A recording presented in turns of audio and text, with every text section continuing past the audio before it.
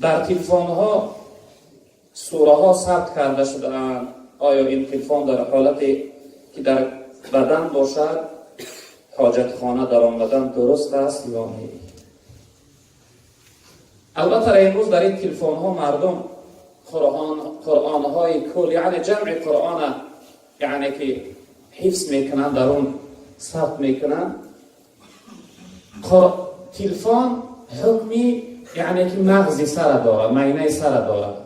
هر انسان در سرش چند سوره از یاد میدونه، سوره الحمد میدونه، سوره چند سوره کوتاه یعنی برای نمازش از یاد کرده است، میدونه در حفظی سرش هستند. قرآن هم این حکم داره.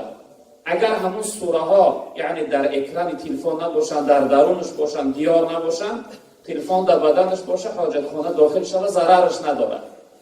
اما اگر این تلفن یعنی که آیت ها در اکران باشند، در روی اکران باشند، در این صورت براش معنی است، حرام است حاجت خانه در داخل شده.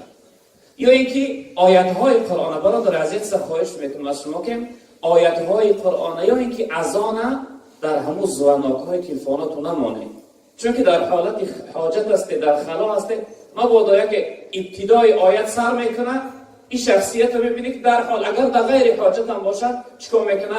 یعنی تلفنش رو میبرداره، آیت قطع میکنه، آیت میکشه و یعنی صحبت کردن با اون شخصیتی که زنگ رسیده است با او را شروع میکنه. در این صورت آیت از بینش قطع کردن معنی است، یعنی که حرام است، گناه است.